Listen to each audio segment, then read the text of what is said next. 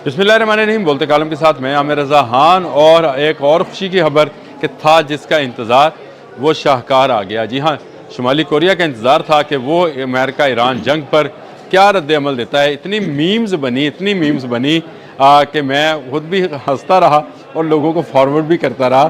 Kim Jong Un जो कि शुमाली Korea के सरबराह हैं, उनकी जानिब से ये कहा जा रहा था कि मुझे भी छेड़ो। फिर आई खबर कि उनके एम्बेसी पर हमला हो गया है। मीम्स हैं सारी।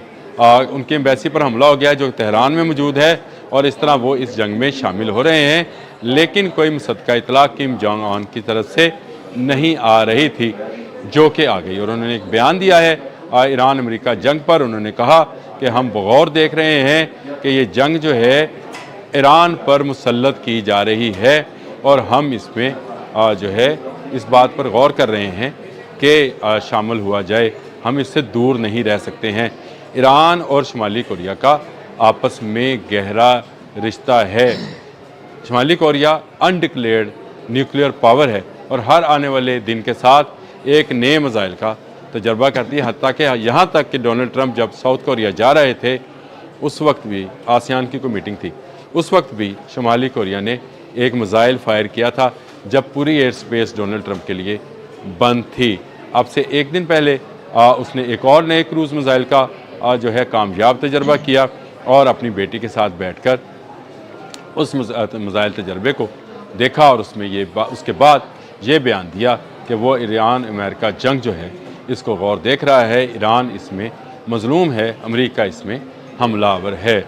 ये वो बयान है जिसको लेकर फिर उसके बाद अगर आपको मैं अभी बताऊँ, एक यहूदी अखबार है हार्बर, उसने ये कहा कि किम जोंग जो है अपनी एटमी कुव्वत जो है उसको शो करने के लिए ईरान के साथ सॉलिडरिटी दिखा रहा है। यानी उनके जहन में है कि किम जोंग जो है अब वो एक एटमी कुव्वत, डिक्लेयर्ड एटमी कुव्वत बनने जा रहा है और वो ये धमाका जो है ईरान की हमदर्दी में करेगा, या वो ईरान की हमायत इसलिए कर रहा है कि वो ख़ुद को एटमी पावर शो कर सके। कभी अमेरिका इसकी तरफ नहीं जाएगा। याद रखें, जिसके पास एटमी कुव्वत होगी और इंटरकॉन्टिनेंटल बैलिस्टिक मिसाइल होंगे, अमेरिका उसकी तरफ नहीं जाएगा। और शुमाली कोरिया चीन की मदद से ये टेक्नोलॉजी हासिल कर चुका, यानी ICBM बना चुका और न्यूक्लियर पावर वो है। इसके साथ साथ ये कहा जाता है कि ईरान की जो बैलिस्टिक मिसाइल बैटरीज़ हैं उसकी डिज़ाइनिंग भी शुमाली कोरिया ही ने की थी। दोनों में आपस में गहरा रिश्ता है। तेल की तजारत भी दोनों मुल्कों के दरमियान, जिस तरह चीन और ईरान के दरमियान में होती है, शुमाली कोरिया और ईरान के दरमियान में भी होती है। किम जोंग के मुतल्लिक जो मीम्स बन रही थी उसके बाद मुझे अंदाज़ा नहीं था कि शायद इतनी जल्द वो आ जाएंगे, लेकिन आज जंग का 12वां रोज़ है और किम जोंग जो हैं उनका बयान सामने आ गया है। और इस एक बयान से थरथल्ली मची पड़ी है इस वक्त, ना सिर्फ यहूदी लॉबी के अंदर, यानी यहूदी जो मुल्क है इज़राइल, और अमेरिकन जो है उनके अंदर। अब ये जंग जो है ज़्यादा देर नहीं चलेगी क्योंकि किम जोंग जो हैं अग्रेसिव तबीयत के मालिक हैं और अगर उन्होंने कह दिया कि वो हमला करने लगे हैं तो वो सिर्फ कहने से पहले हमला करेंगे, बाद में कहेंगे कि मैंने कह दिया है हमला कर दें। तो ऐसी शख्सियत जो है वो ऐसी अग्रेसिव शख्सियत जो है उससे टकराने की अमेरिका में हिम्मत नहीं है। अमेरिका ने तो 85 ईयर्स ओल्ड जो है अली खामनेई को देखा, आयतुल्लाह अली खामनेई को देखा और कहा कि इनको शहीद करें, ईरान में रजीम चेंज होगी और हम ईरान पर इसी तरह से वेनेजुएला की तर्ज पर कब्ज़ा कर लेंगे।